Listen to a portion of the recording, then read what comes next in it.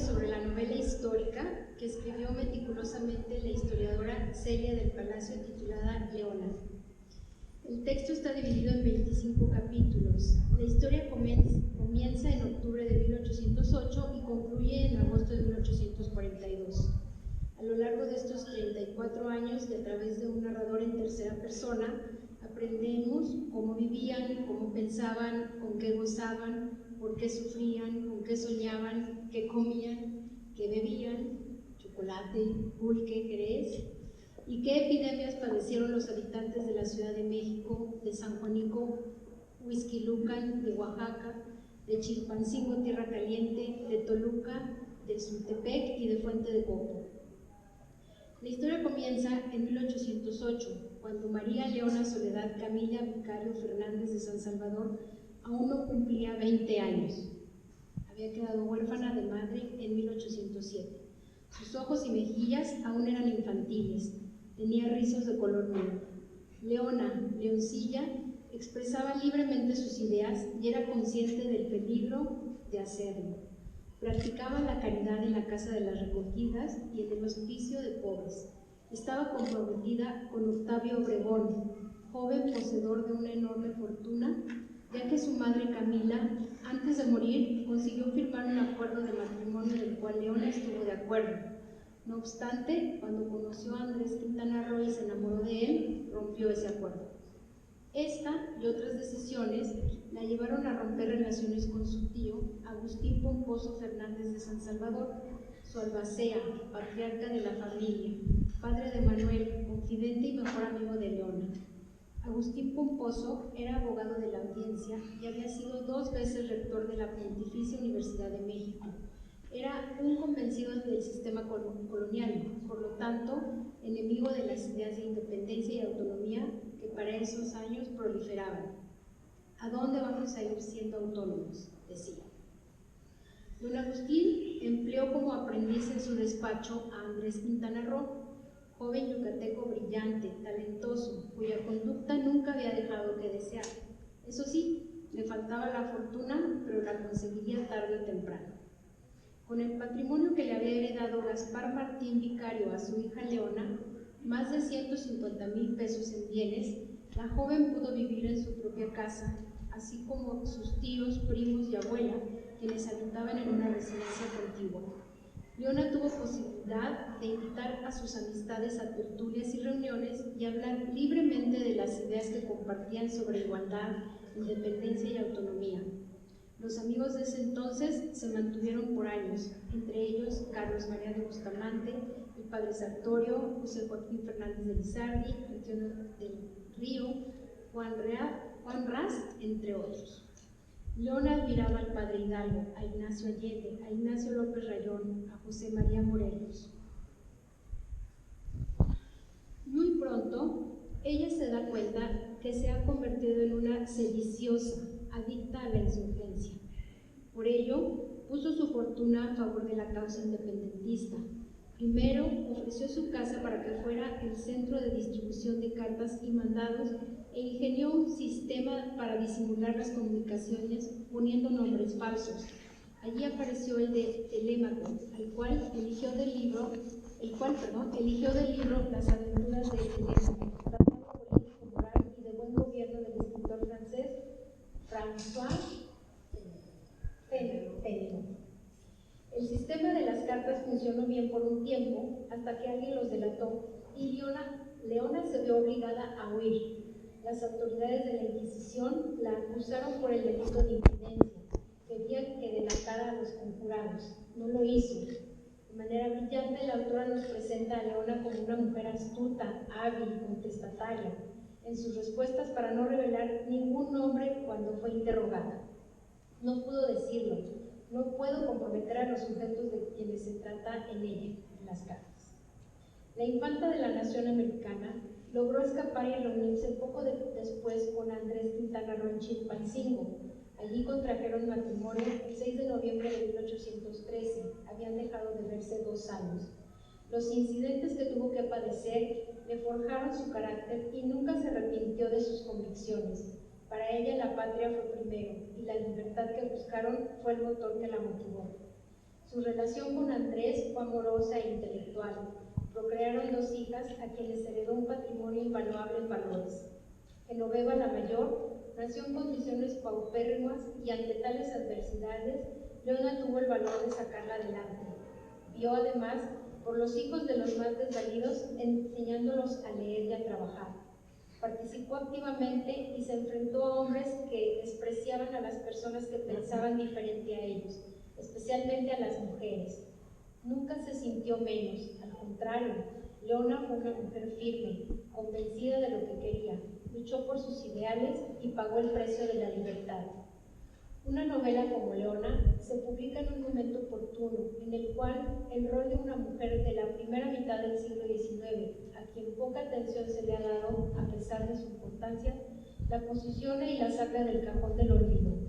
Además, conocemos a través de la autora las facetas de una mujer de carne y hueso, con temores, deseos, anhelos, filias y fobias, angustias, frustraciones, esperanza. Leona es una mujer empoderada, quien no se doblegó ante nadie, una mujer a quien debemos aprenderle su valor y amor por la vida y por sus convicciones.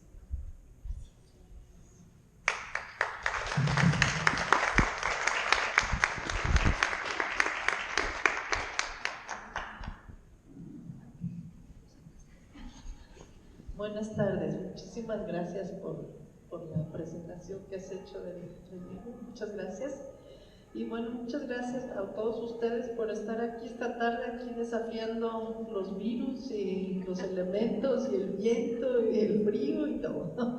Les agradezco mucho que podamos estar aquí y tener esta plática. Me gustaría que fuera también un diálogo. Si ustedes tienen alguna pregunta o algún comentario, me encantaría escucharlos y poder platicar más que decirles algo más, ya lo dijiste todo prácticamente. Y bueno, como se ha dicho, esta novela se publicó originalmente en el 2010 y fue reeditada por Planeta, y ahora que este año 2020 fue decretado como año de Leona Vicario, como un decreto presidencial que fue una solicitud del Congreso de la Unión, me parece que es muy importante recuperar la figura de Leona, ¿no? Yo sí me da muchísimo gusto que este año haya sido pues consagrado a Leona, ¿no? Porque a veces es por esa vía, por esta especie como de, no imposición, pero pues que se vea desde de arriba hacia abajo, pues, ¿no? Que ahí está Leona y que por esta circunstancia mucha gente a lo mejor va a tener curiosidad por saber quién es Leona, y van a buscar un poco más sobre ella, porque una de mis terribles sorpresas cuando yo empecé a investigar sobre Leona es que pues no se conocía casi nada sobre ella. A nivel pues del público, ¿no? Yo no conocía nada sobre Leona Vicario cuando empecé a buscar. En el 2010 me pidieron escribir una novela sobre una de las mujeres que hubiera participado en la insurgencia y empecé a buscar, y encontré no nada más a una, encontré a muchas mujeres, muchísimas mujeres que tuvieron diferentes papeles en la guerra de independencia, y algunas de esas historias están en el libro de Adictas a la Insurgencia, que también se reeditó este año, pero es una mínima parte realmente son como pequeños ejemplos, digamos, de algunas de las mujeres que participaron, pero las mujeres hicieron muchas cosas durante la guerra, y una de ellas pues fue Leona. Me decidí a escribir esta novela entera sobre Leona Vicario porque cada cosa que iba descubriendo me sorprendía más y más y más, y me parece que su vida es realmente muy pues novelesca por sí misma, ¿no? No hay que inventar realmente nada, sino simplemente recuperar pues lo que ella vivió, ¿no? Porque con lo que vivió es suficiente como para decir qué barbaridad, esta es una novela de aventuras, pues, ¿no? Literalmente. Algunos años de la vida de Leona no son muy conocidos, o sea, conocemos muy bien qué pasó en los momentos en que se inició la rebelión, ¿no? Primero en 1808, cuando Napoleón invadió España, pues, y se hizo prisionero a Fernando VII. Y pues en la Nueva España se empezó a pensar en la autonomía, ¿no? Y hubo grupos de gente en la Nueva España que empezaron a pensar seriamente en autonomizarse, ¿no? Estos eran los grupos de gente como el mismo Octaviano Obregón, el novio de Leona Vicario, que era gente pues muy pudiente, pero eran criollos que estaban sumamente descontentos con lo que ocurría en la Nueva España, ¿no? Por diferentes causas. Entonces, en estos años sabemos que Leona, ¿qué fue lo que hizo? Gracias a los documentos que se recopilaron por Genaro García a principios del siglo XX.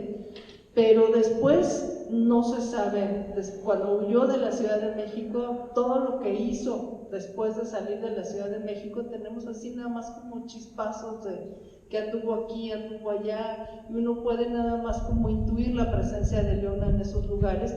Y hasta mucho después, con la carta que escribió a Lucas Alamán en 1831, sabemos que Leona estaba de nuevo en la Ciudad de México y lo que hizo ahí, ¿no?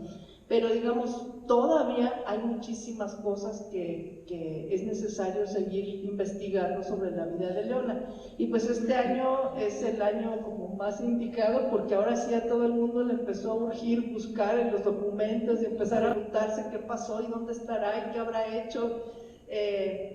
Y pues esto mismo me parece pues muy importante, ¿no?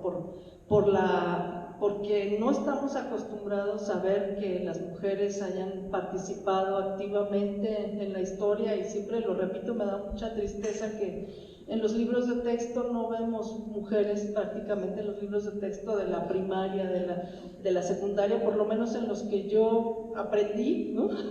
Historia, pues no estaban las mujeres, ¿no? Vemos que estaba nada más la Malinche y era siempre la mala de la película, de la historia, pues, ¿no? Y estaba doña Josefa y no sé quién más, Sor Juana Inés de la Cruz en los libros de literatura, pero nada más, ¿no? No sé si después, creo que recientemente sí han incluido a Carmen Cerdán e incluso a Leona, ¿no? Pero también con algo muy escueto, muy esquemático. Yo lo único que sabía de Leona Vicario era que era la esposa de Andrés Quintana Roo, ¿no? Y que ni Andrés Quintana Roo lo conocemos muy bien, sabemos que existe y tiene su estado de la República y tiene todo eso, pero que no sabemos tampoco muy bien quién fue esta figura, ¿no? Y pues Leona menos, ¿no? Y con esta imagen que se nos ha presentado de ella, de estas de perfil, igual que doña Josefa, ¿no? Así como muy adusta y seria y demás, no nos imaginamos todo lo que hay detrás en la vida de esta mujer, ¿no? Entonces, por eso me llamó mucho la atención todo lo que ocurrió con Leona, ¿no? Desde muy jovencita, como ya dijo Flor de María, ¿no? Como ya nos mencionó ella, Leona Vicario quedó huérfana, quedó en posesión de una gran cantidad de dinero, porque su padre era un comerciante muy rico y además con una presencia importante en la Nueva España. Pero las mujeres en ese momento, los especialistas que están por aquí, no podían tener propiedades, no podían manejar sus propiedades, necesitaban que un hombre fuera su albacea y que les manejara el dinero, las propiedades, todo. Ya fuera un tío, ya fuera el padre, ya fuera hasta los hijos, ¿no? Cualquier varón, pero no ellas, ¿no? Entonces Leona Vicario tenía que depender de su tío para que le manejara el dinero, ¿no? Se cambió junto a él, pero es muy curioso porque incluso allí se mostró pues una gran independencia de Leona, ¿no? Tenía 19 años y sin embargo no vivía con su tío en la misma casa, vivían así como juntos, pero no revueltos, vaya, ¿no? Ella tenía su propia casa y vivía allí con unas damas de compañía, cocinera y demás, que yo supongo, yo pienso que podrían haber sido a lo mejor como sus primas lejanas, primas pobres, ¿no? Que ella recogió para tener ahí. que le hicieran compañía, ¿no? Entonces ella siempre mostró como una voluntad muy fuerte, ¿no? De lo que ella iba a hacer, muy segura de todo lo que estaba haciendo siempre. Nunca pensó que por ser una mujer no pudiera hacer cosas, ¿no? Y además se distinguió siempre por una educación muy distinta de la que tenían otras mujeres en las finales del siglo XVIII. Las mujeres en ese momento iban a algunas escuelas en la Ciudad de México, como las vizcaínas, el colegio, ¿no?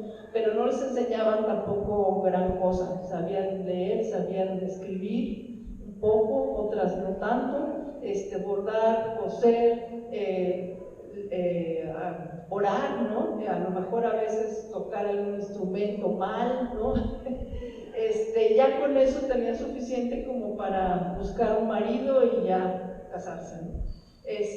Pero otro tipo de educación era muy poco frecuente. Leona Vicario en su biblioteca, que eso sí lo sabemos, tenía un montón de libros que no era común que los tuvieran mujeres, ¿no? Que tuvieran acceso las mujeres a ese tipo de libros, desde biología, desde geografía. Este libro de Fenelon, que ella traducía del francés, lo estaba traduciendo, y aparte de las novelas de aquel momento que estaban prohibidas incluso en la Nueva España, como La huerfanita inglesa de Samuel Richardson. Entonces, bueno, ella tenía una vasta cultura mucho más allá de lo que tenían otras mujeres, ¿no? De su misma clase social, incluso todo. Entonces, bueno, esto ya es como muy interesante, ¿no? Ya de entrada por ahí, ¿no? Y después ella empezó a participar en las reuniones con estos autonomistas. La madre la dejó, digamos, ya con este compromiso matrimonial con don Octaviano Obregón. Ella, digamos, sí estaba de acuerdo, era un joven, además, pues liberal, ¿no? Que estaba a favor de la autonomía y demás, pero se tuvo que ir, se fue huyendo después de que el golpe que iba a dar el virrey Iturrigaray fue lamentablemente, pues falló, ¿no? Y quedó preso Iturrigaray, los otros conspiradores también por ahí quedaron presos, y fueron perseguidos aquellos que estaban a favor de la autonomía, y don Octaviano Obregón se tuvo que salir, ¿no? Se fue. Estuvo luego como diputado en las Cortes y pues allá se quedó, ¿no? Entonces, digamos, este compromiso que originalmente había hecho con Leona, pues como que se fue diluyendo, ahí ya no era como tan, digamos que la distancia no ayudó mucho, ¿no? Y en ese momento llega Andrés Quintana Roo al bufete de su tío, que estaba haciendo una especie como de servicio social o algo así, tenía que estar trabajando en el bufete antes de recibirse de abogado. Y pues ahí siguieron en las tertulias y demás para apoyar a la insurgencia, ¿no? Entonces, bueno, el papel de Leona Vicario, ¿cuál fue? Durante esos años lo que ella hizo fue, como ya se mencionó, recibir las cartas de... ¿Cómo se mencionó? Bueno, en su casa, que además ella era muy poco sospechosa, puesto que era la sobrina de este señor que estaba a favor absolutamente del virrey y demás, de España, etcétera. Entonces, pues era muy poco probable que ahí en esa casa de este hombre que además había escrito cosas terribles en contra de la insurgencia y en contra de Hidalgo, lo llamaba de maneras espantosas, ¿no? Entonces, pues, ¿quién se iba a imaginar que a esa casa iba a llegar la correspondencia de los insurgentes, ¿no? Y Leona hacía eso, o sea, recibía todas las cartas de los insurgentes, las repartía entre las familias, y luego las familias les mandaban también objetos a los insurgentes que estaban en Tlalpujahua. A mí me conmueve mucho esa parte, porque no nada más de Leona, que yo sí la quiero presentar como una mujer de carne y hueso, con miedo, con rabia, con todos los atributos y debilidades de un ser humano, ¿no? No como estas figuras de bronce que estamos acostumbrados a ver en la historia, ¿no? Esta gente que no se mueve, no se le mueve un pelo, ¿no? Y que siempre están diciendo frases célebres, ¿no? Constantemente. Entonces eso para mí es aburridísimo, y además me parece que es hasta nocivo, ¿no? Porque las mujeres no nos podemos sentir muy cerca de una figura como esa, ¿no? Entonces, Entonces por eso yo la quise bajar del pedestal y presentarla pues como cualquiera de nosotras que en algún momento puede llegar a realizar un acto verdaderamente heroico de compromiso con el país o con sus ideas políticas, etc.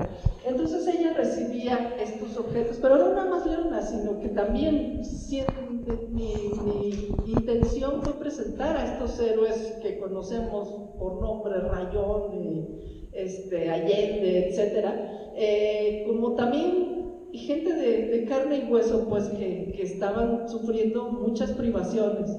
Entonces, pues bueno, la mamá que le mandaba el frasquito de té al hijo que estaba en la Alpujarra para que tomara su tecito, ¿no? Entonces me conmueve tanto eso. Y ellos, de regreso, estas personas que estaban allá haciendo la guerra, pues se les descomponía el reloj, entonces mandaban el reloj con Leona para que Leona lo mandara a componer y se los regresara, vaya. Entonces estos pequeños detalles de la vida cotidiana que casi nunca nos enseñan en los libros de historia, ¿no? Porque pues eso parecería que no tiene importancia, pero eso es lo que humaniza a estas figuras allá lejanas y muy hieráticas que conocemos, ¿no? Entonces yo quise hacer eso. Vemos que Leona está haciendo eso, ocupándose de esta correspondencia, pero también convenciendo a la gente de que se vaya a luchar por la insurgencia. A estas mujeres se les llamaba seductoras de tropa, ¿no? En el caso de Leona, pues convencía a la gente y le decía que se fueran, ¿no? A los armeros vascos de la Ciudad de México les dijo que se fueran a construir armas a Tlalpujahua y que ella iba a sostener a sus familias. Entonces ella conseguía dinero, muchas veces vendió cosas, porque además vemos que el tío le manejaba ahí las cuentas, entonces estaba muy difícil que ella pudiera disponer de un dinero, ¿no? Entonces, bueno, yo tuve que imaginar de qué manera ella pudo haber dispuesto de su dinero sin tenerle que decir al tío, ¿no? Y pues sí vemos en la lista de objetos, de cosas que compraba Leona, porque todo eso sí existe. De pronto Leona decía que compraba botas para el cochero y al mes siguiente otra vez botas para el cochero y al otro mes botas. ¿Qué dices? Oye, este cochero, ¿cómo se acaban las botas, no? Y me mandaba a hacer o telas para vestidos o no sé qué, que luego no tenía ahí las cosas, ¿no? Entonces, así con este tipo de argucias ella se las ingeniaba para hacer llegar el dinero a los insurgentes. Y después cuando la atraparon, porque pues encontraron que quien le llevaba las cartas, ya no pudo regresar a su casa, se fue con sus damas de compañía, se fue de la Ciudad de México, quería llegar a Tlalpujahua, a pie se fue, primero se fue en un coche ahí a San Juanico y de ahí se fue más lejos hasta Huixquilucan y demás, pero se fue caminando, ¿no? Entonces, bueno, yo quise también en la novela, uno puede decir qué fácil, ¿no? Se fue y no llegó y bueno, ya, ¿no? Pero ¿cómo sufrió esta mujer para irse caminando, ¿no? Por allá atrás, Ecatepec, esos lugares, Huixquilucan, ya está ahí. Y dicen que realmente los documentos, las cartas que ella escribió en ese momento, pues se enfermó la mujer, ¿no? Porque le daban de comer ahí cualquier cosa y que unos frijoles muy grasosos y un mole ahí muy picante, se enfermó. Entonces, bueno, no pudo llegar muy lejos, quiso llegar a Tlalpujahua, pasó ahí, por ahí un capitán de un regimiento por ahí, y ella les pidió que se la llevaran, ¿no? Y el tipo les dijo que no, que para qué querían los insurgentes semejantes muebles como ellas, ¿no? Entonces, bueno, uno se da cuenta ahí cuál era la concepción de estas personas, ¿no? Eran objetos las mujeres, objetos inútiles que no, ¿para qué iban a servir, no? Y no se las llevó. Entonces, bueno, regresaron a Leona, estuvo presa en el colegio de San Miguel, y ahí, porque el tío intercedió por ella que no la mandaran a la cárcel. Otras mujeres, incluso mujeres ricas de la época que también lucharon por la insurgencia en la Ciudad de México, terminaron en la cárcel de la Inquisición, como Mariana Rodríguez del Toro de Lazarín. No importaron todos sus millones, miles de pesos, sus propiedades y demás, terminó en la cárcel. Entonces el tío, digamos que tampoco es el villano espantoso, ¿no? Porque sí intercedió para que no la mandaran a las cárceles de la Inquisición, pero estuvo encerrada. y la interrogaron varias veces, ¿y quiénes son tus cómplices? ¿Y quién es Telémaco? ¿Y quién es? Porque les puso todos los personajes de su libro ese de Penélope. ¿Y quién es? ¿Quién es? ¿Quién es? Y ella nunca dijo, ¿no? Tenemos varios ejemplos de mujeres que nunca confesaron quiénes eran los cómplices, ¿no? En cambio, vemos que Morelos confesó, Hidalgo confesó, muchos confesaron, ¿no? Pero estas mujeres, muchas mujeres de estas no confesaron, incluso hasta el momento de la muerte, como Gertrudis Bocanegra, no confesó. Y Leona no confesó, ¿no? La sacaron de allí del colegio y esta historia de Leona, cómo sale del colegio, a mí me encanta, me parece como de película de verdad, de aventuras, porque varias personas que estaban con Rayón las mandaron a sacar de ahí a Leona, ¿no? Entonces, embosados a punta de pistola, se metieron al colegio. ¿Dónde está Leona? ¿Dónde está Leona? ¿Tú eres Leona? No, pues no, yo no soy Leona. Entonces sale Leona, yo soy Leona, ¿no? Ah, pues vente, ¿no?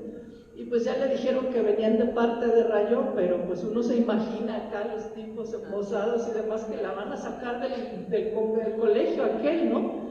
Y ella se fue con ellos. Entonces, vaya, estas escenas que me parecen de por sí como muy atractivas, pues, ¿no? ¿Cómo se fue? No se pudo salir de la Ciudad de México inmediatamente, pero después la sacaron pintada de negro, disfrazada de negra, con vestidos como negra, ¿no? En una mula con un montón de canastas, guacales con fruta y demás para poderla sacar, que no se notara, ¿no? Porque bueno, la Ciudad de México estaba muy custodiada, porque estaba rodeada por gavillas de insurgentes alrededor y demás, se necesitaba un pasaporte, etcétera, para poder salir. Entonces, bueno, este tipo de escenas son las que a mí me gustó como reproducir o retratar ahí, ¿no? Porque, y que no las inventé, pues realmente así fueron o así se consignan en los documentos, ¿no? Ella luego siguió el Congreso de la Anáhuac, primero se fue a Oaxaca y después se fue a Chilpancingo y anduvo por Guerrero, por la Tierra Caliente de Guerrero, por lo que, lo que ahora es Guerrero, Michoacán, dando vueltas ahí, y hasta el Estado de México también, ahí fue donde tuvo a su hija. Y que ahora pues podemos decir, pues sí, ahí anduvo dando vueltas, ¿no? Pero ¿cómo andaban estas personas, no?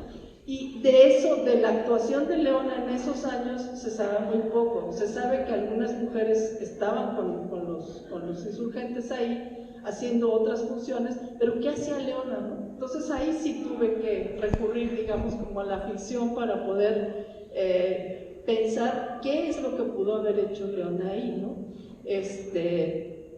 Y bueno, ustedes si leen la novela, pues se van a dar cuenta de todo lo que se me ocurrió de qué pudo haber estado haciendo una mujer como Leona en esas selvas, además rodeada de alimañas, picada por alacranes. Estos diputados del Congreso de la Anáhuac ahí escribiendo, esto me conmueve también mucho, ¿no? Porque estaban escribiendo, todos somos iguales en este México maravilloso, no sé qué, y estaban ahí sentados abajo de una piedra comiendo caldo de iguana y enfermándose también, y bueno, picados de pulgas y de todo, ¿no? Entonces, bueno, uno no se imagina normalmente cuando te cuentan en la clase de historia de que estos diputados, no sé qué, y la constitución de Apatzingán y no sé qué, pues hay que flojera, ¿no? Pero cómo estaban ellos escribiendo eso y lo que les costó hacer eso, yo creo que es importante de recalcarlo y describirlo así que uno sienta el calorón y que sienta el hambre y que sienta los piquetes de mosco. Eso es lo que quise hacer. ¿No? Y bueno, tuvo a su hija supuestamente en una cueva. Ahora están diciendo algunos, el cronista de Tejupilco dice que encontró el acta de nacimiento de Genoveva, y que estuvo pues en Achipixtla, fue donde la bautizaron, ¿no? Y que no nació en esa cueva, ¿no? Pero Andrés Quintana Roo incluso escribió un poema para su hija y dice que le llama una indita que nació en la cueva, ¿no? Y por eso le pusieron Genoveva. Entonces, bueno, seguramente fue ahí al raso, ¿no? Y se sabe que la llevaron en un huacal cargando a bautizar a ese pueblo, ¿no? Entonces, pues sí, ni modo, ¿verdad? Ahí dice el acta que fue ahí, pero ¿dónde nació exactamente? Pues no iban a decir que ahí en la montaña, ¿verdad? El acta de nacimiento. Pero vaya, son estas nuevas versiones que tendremos que corroborar. Yo pienso que sí fue al raso, andaban ahí al salto de mata, no tenían mayores posibilidades de otra cosa, ¿no? Pero lo que tal vez, si todo esto no les convence de que la importancia de Leona, para mí es fundamental lo que hace después, ¿no? Después de que ya cuando la guerra de independencia concluye y que pueden regresar a la Ciudad de México, además con muchas privaciones, no tenían dinero, no tenían nada, no tenían casa, no tenían nada, ¿no? Regresan a la Ciudad de México y el Congreso le regresa sus propiedades porque le habían quitado la herencia, le habían quitado las cosas. Cuando ella andaba a salto de mata, sus cosas las estaban subastando en la calle, ¿no? Porque la habían juzgado ya en ausencia, ella no pudo ir a defenderse y le subastaron todo lo que tenían, ¿no? Entonces, esto también a mí me parece muy doloroso y muy triste, ¿no? Ver las cosas ahí tiradas, ¿no? Perdió todo. Entonces, cuando regresó a la Ciudad de México y que le medio regresaron cosas, le regresaron una casa, la casa que ahora es la Dirección General de Literatura en la Ciudad de México, enfrente de Santo Domingo. Esas casas son dos casas que están pegadas por la calle de Santo Domingo y las cocheras de la Inquisición, que ahora no me acuerdo si se llama Brasil o Cuba, la calle de Santo Domingo hacia atrás. Esa casa se la regresaron y una hacienda en los llanos de Apan, una hacienda pulquera, ¿no? Entonces, eso pues no tenía dinero tampoco el gobierno independiente ya para regresarle lo que ella había perdido, ¿no? Pero le regresaron esas propiedades. Pero después Lucas Alamán le reclamó varias veces y pues ridiculizó, digamos, de manera pública, escribió en el periódico diciendo que pues a Leona no le deberían de haber regresado nada, porque finalmente se había ido en un afán romancesco, dice Lucas Alamán, ¿no? Se había ido pues por amor a Andrés Quintana Roo, se había ido a luchar por la insurgencia y no por sus propias ideas, ¿no? Así como diciendo Leona ni sabía lo que iba, nomás se fue ahí de loca, pues, ¿no? Entonces Leona se defendió y creo, hasta donde sé, hasta donde recuerdo, pues que es la primera vez que una mujer se defiende de manera pública, así por su propia pluma, porque casi siempre es alguien más quien habría defendido a otras mujeres, pero que ella escriba, ¿no? Y lo publique en un periódico en 1831 y que le diga a Lucas Alamán que de ninguna manera, o sea, esta carta es muy importante, es muy larga, pero la parte que a mí me parece central es donde ella se defiende y dice que las mujeres son capaces de tener sus propias ideas y que ella nunca ha dependido de las ideas de sus amigos o de la gente con la que se ha rodeado, y que ella siente que todas las mujeres son así, que tienen sus propias ideas, excepto las muy estúpidas o excepto aquellas que por su educación han contraído un hábito servil. Pero dice, de esa clase también hay muchísimos hombres. Entonces, bueno, que estaba diciendo, las mujeres somos tan capaces de tener ideas propias, ideas políticas, como los hombres, ¿no? Esto en 1831, y creo que es la primera vez que se muestra una idea como estas de manera pública, escrita por la pluma de una mujer, ¿no? Entonces, aunque fuera por eso, para mí ahorita, hoy, este año, me parece sumamente importante el recuperar la figura de Leona, que tuvo esta valentía de defenderse. Siguió siendo ridiculizada durante todo ese tiempo, en los años siguientes, ¿no? Precisamente por su fuerza. Este mismo grupo de personas siguió escribiendo artículos en contra de ella, porque es que defendía a su esposo, ¿no? Entonces que el esposo no se podía defender solo y que pues ahí andaba, necesitaba a su Quijote que lo defendiera, etcétera, etcétera, ¿no? Entonces, bueno, sufrieron bastantes ataques, pero ella todo el tiempo con mucha valentía, digamos, se enfrentó, fue a ver al presidente, le gritoneó, le dijo que necesitaba garantías para ella y para su marido, etcétera, ¿no? Entonces, digamos, una mujer con mucho valor, ¿no? Que no se arredró nunca, ¿no? Entonces, bueno, todas estas cosas son las que yo quise contar en esta novela, ¿no? Y de una manera, pues, amena, ¿no? Para que no nos quedemos con esta historia aburrida que ya conocemos y que normalmente no nos llega tanto, ¿no? Y pues eso es Leona. No sé si ustedes tengan preguntas o comentarios, que me gustaría mucho escucharles también.